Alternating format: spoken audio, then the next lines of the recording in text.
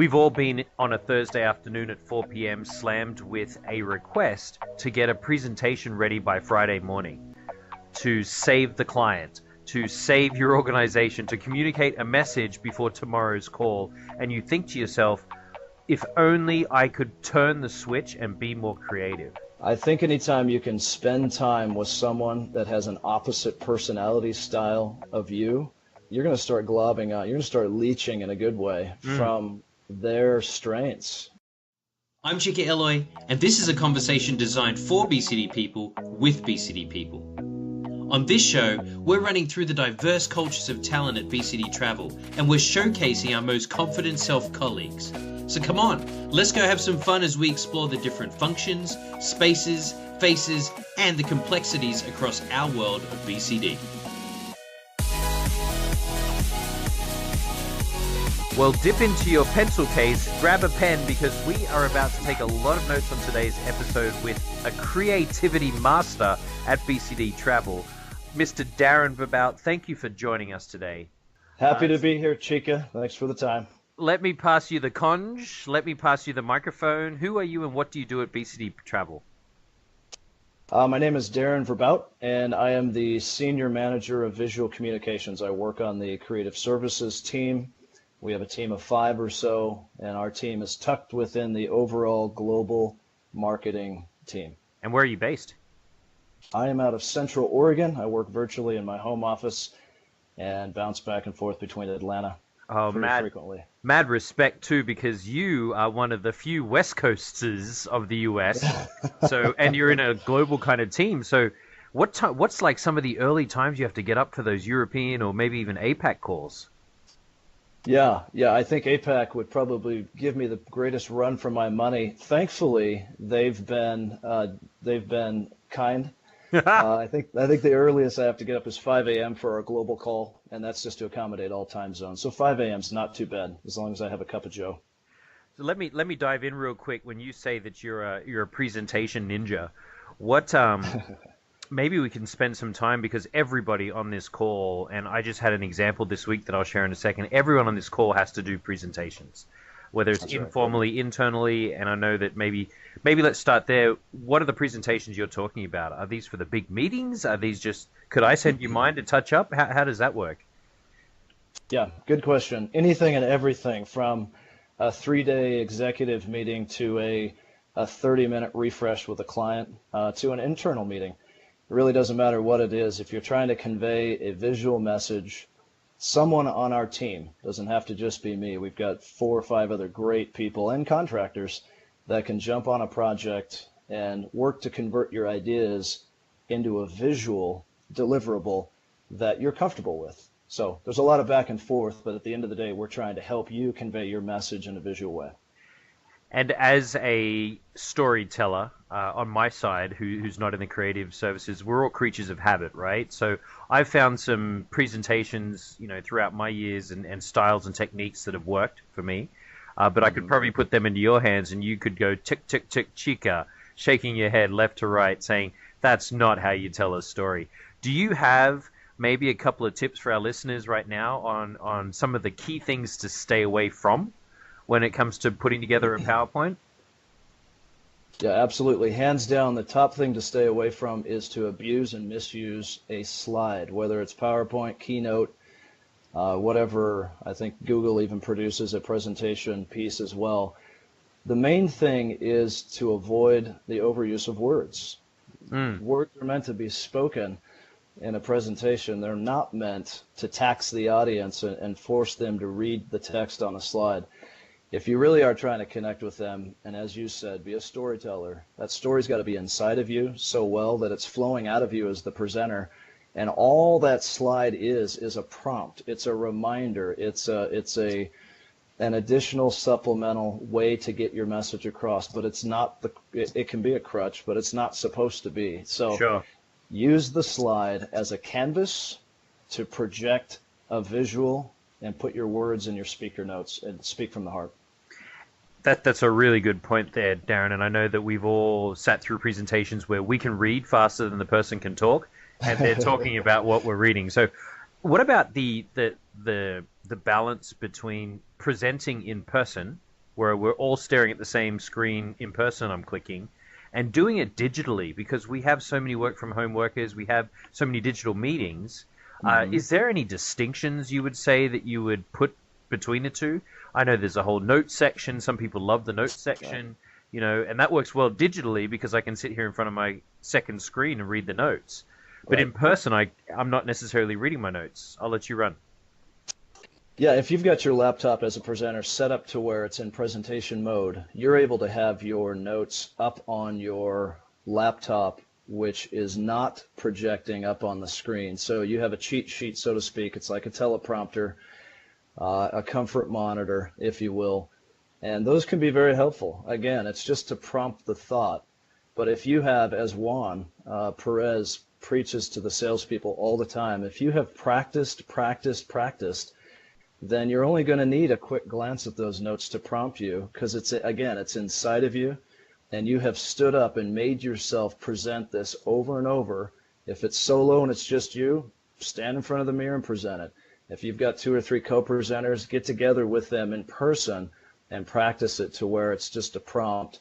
And again, whether it's a webinar, to your point, whether it's a webinar or whether it's in person, you still need that connectivity. And people can tell in your voice whether you're preoccupied with your notes, even on a webinar presentation, or they can tell if you're really speaking from a comfortable knowledge standpoint because it's, again, inside of you. I was always taught the mantra, prepare so you don't have to repair. That's the 90-10 rule of all the work's done off the field, right, before you get on the field to play. So I think this applies there too. Good point. Excellent, Darren. And I know that your team often puts out a lot of different content pieces around presentation. Where are they housed if we wanted to go and find them? Yes, we're currently trying to refine that process to make it more simplified in the spirit of what John Snyder said 3 years ago, simplify. But for the time being, the presentation library is probably the safest place to find templates, the BCD Travel overview, as well as several RFAs that have the latest and greatest slides on digital transformation, trip source, decision source. If you just use the search bar in Salesforce, that's as simple as it can be for you, and you can find oftentimes what you're looking for. If you can't, get a hold of the creative services team, and we'll help you locate the asset you're looking for. Very good. So we'll let them do that on their own times, and highly recommend that, listeners, for you to take a walk in that direction. So Darren, I really wanted to squeeze your brain like orange juice to talk with us about creativity today. It's a conversation that you and I have had on buses in Costa Rica. So let me give you the opening to this, and maybe we can spark some conversation around the idea of creativity at BCD. Yeah, I gave a talk a couple of months ago in northern Washington State, and I had a couple hundred people rather, in the audience. And I was just kind of curious as to who would identify themselves as a right-brainer, as somebody that's more creatively minded versus somebody that's left-brain, more of a logical into facts and details.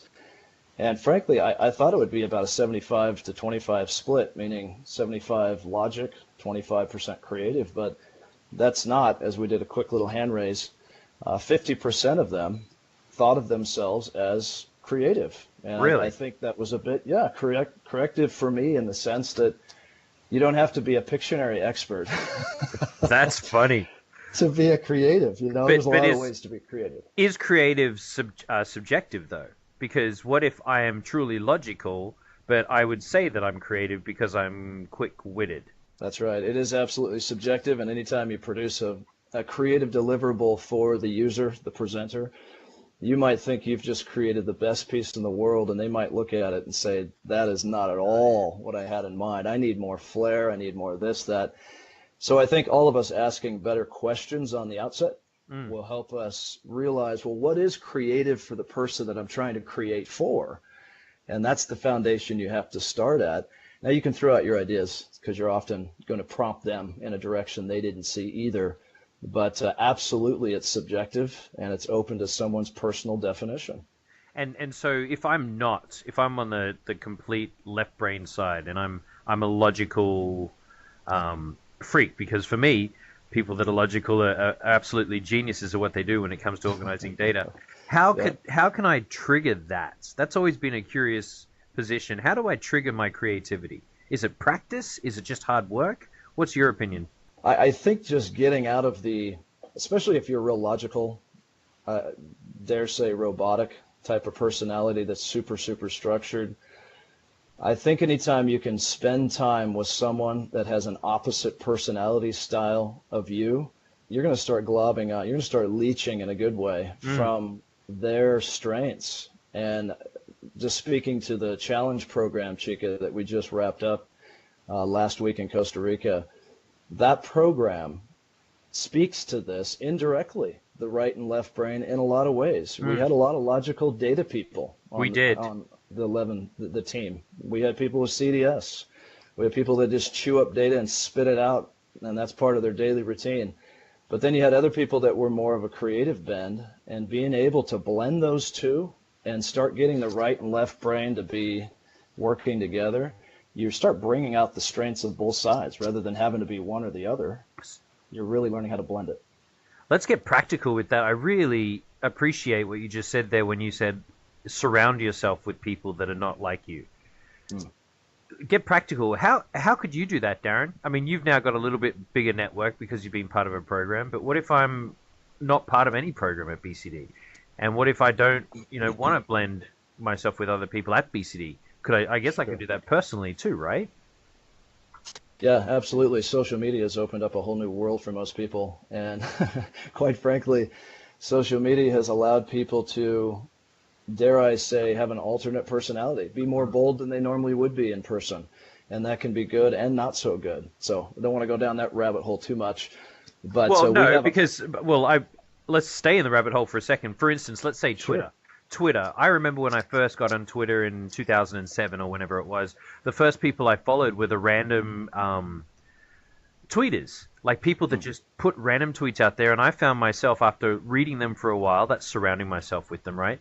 After being immersed in that world, that I could, fire back a couple now and again. So maybe that is a way. Create an alternative personality to start practicing off the field. That potentially, when you come on the field, then you're going to have stretched yourself a little bit more. It's a good point. That's definitely a way to have a pilot program with your own self. Yeah. And give it a test run. Fire it up and see if it works. But I think just from a practical standpoint, if you find yourself more left brain and you're wanting to round out that personality, there was an article I read a while back entitled "Unleash Your Creativity." And it said if you're going to become creative, it's important to be able to identify creativity and sensitize yourself to it. To do this, engage your mind where you are. So if you're looking at a magazine, for example, Focus magazine, be there, be in the moment. Pay attention to what's going on in the magazine, how it's impacting you. A lot of creativity was put forth to produce that piece of literature. Listening to music is another way to really unleash the creativity and start activating those creative juices. You're creating an environment for your mind to go in a different direction and not be so staccato, not be so logical. Noticing, billboards, posters, logos, colors, things that maybe as a left brainer, you just whiz right by in your normal busy day, everyday life. But if you slow down where you're at, and start paying attention to what's around you and how it's impacting you, you're automatically starting to access the right side of your brain. I was sitting with my daughter this weekend, and we were playing piano. She's learning piano, right? And she's, of course, playing Christmas songs at the moment. So she's completed it. She's learned it off by heart. And so I turned to her and I said, do you think you could play Jingle Bells? She just finished playing Silent Night. And I sat there and I watched her, a 10-year-old, self-teach herself based on her ear, which I think is what you're talking about, really being present and listening and feeling and then finding through the idea of taking something that we know and then pulling it. And then we went, of course, she's a girl. We went into the princess songs too of Frozen because it's that winter season. And we were doing it, but and for those of you that you can just ignore, fast forward 30 seconds while I go on this little rant. But when you're playing Frozen on the piano, you're not hitting the normal keys. You're hitting all the black keys, not the white keys, right? For those of us that don't know how to play piano very well. But it's interesting when you think about the creative spiel to put that together. Somebody had to play off key to find a melody that was actually really creative and now one of the most well-known Disney songs of all time. That's right. Yeah. And when you play those sharps and flats, those black keys, as you put it, I used to play piano before I quit one of my Look at you, Liberace. I know. Yeah, but anytime somebody can craft something that can stick in your brain, and you're singing "Let It Go" 4 or 5 years later after the song came out, they've done a great job of embedding their message and making it stick. And kudos to them. When you talk creativity, do you, as a creative services guy, as a person that lives in this world, do you have some practical tips you can give us so that we can immediately tomorrow walk in and start going? Yeah, absolutely. We really try to create an environment, especially those of us in the creative field. We try to create a work environment that stimulates creativity. For example, I have my sit-stand desk position right next to a window, and the window faces the Cascade mountain range, which right now is covered in snow. So being able to just look outside and to see all of this creative genius already in front of us, whether it's a tree, whether it's a bird, whether it's a landscape, or whether it's a poster on your wall, create an environment that's going to stimulate creativity. I think that's just a practical approach. Get rid of some of the clutter, which can tend to make our brain go left immediately, logical. Okay, that's demanding my attention. But if you can clear out the clutter and try to create more of a conducive environment for creativity, you'll be surprised what your brain naturally starts to do. It's calm. It's not as active and unproductive. So creating an environment is a good one. Being flexible. I think sometimes we get a little crusty in our approach with projects, and we're either tired of the project, we don't want to keep bearing down with it, but being flexible with the direction your project might go. It might go in a different direction. And logical people they struggle with that. They're like, that is not the plan. That wasn't on the agenda. But if you're going to be a creative type of person or try to grow that, you've got to be willing to pivot. You've got to be willing to listen to other people's feedback and say, yeah, you're right. That's not a very good direction to go. I need to change gears. So just being flexible will allow that creativity to grow as well. Some people say right and left brain's a myth. I mean, you can get on YouTube and you can Google right versus left brain, and you'll have some people that just would base their whole career that it's actually the way to describe it. And there's other people that say, it's just bunk. It's just a myth. But I think the important takeaway is there's two predominant personality styles, if you want to just keep it super simple. And if we can learn how to respect both sides, learn when it's appropriate to be real logical, and when it's needed to be really creative, learning how to be authentic, be who you are, but also be willing to grow in areas where you're not as comfortable. So kudos to both sides. We need logical people, or this world would be upside down. But we also need creative people, or the world would be very stale. So, Darren, a lot of our listeners are managers of people.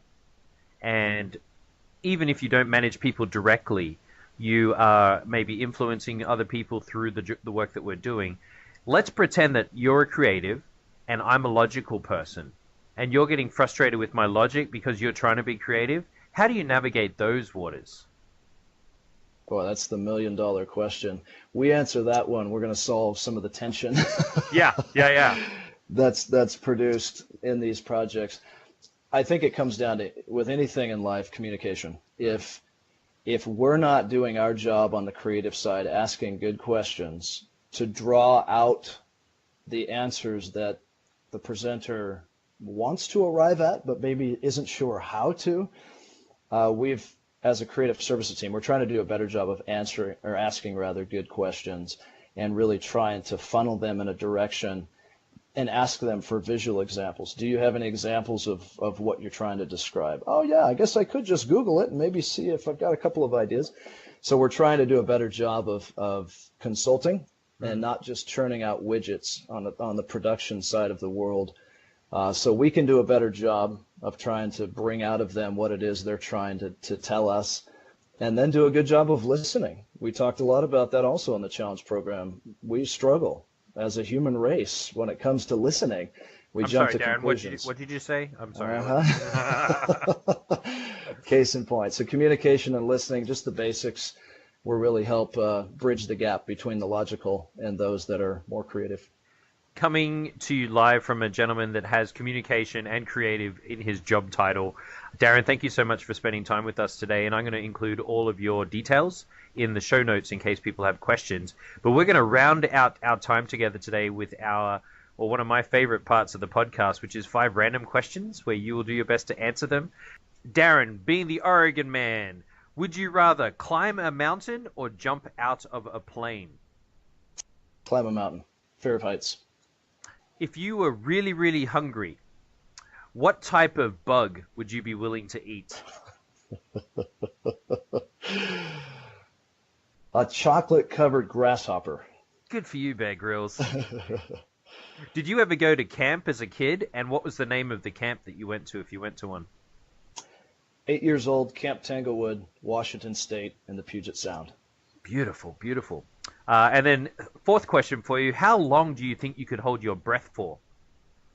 I have tried that, and now that I'm 42, I think it's probably only about 30 seconds, but it used to be a minute and a half.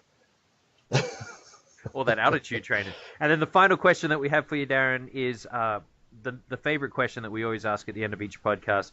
Why is it that you love working at BCD? Oh, family atmosphere, growth potential, and total job fulfillment. Succinct as we'd expect from a master communicator. Thank you, Darren, for your time today, and thank you for all of your inspiration around creativity. And hopefully that will inspire our audience and listeners to jump in and think right brain. Thanks a lot, Chico. Appreciate the opportunity. And if you're joining us for the very first time or for the 24th time, we appreciate you being here on this podcast. And I'm going to advocate that as we continue to grow, as we continue to spread the message, we can only blame you, the listener. So please today, flip this episode over to your boss if they need help with presentations. Flip this over to a colleague that maybe has never thought about being creative until you put this podcast in their hands. So thank you, Darren, again for your creativity. And thank you, the listener, for spreading the message. We'll see you next week on A World of BCD.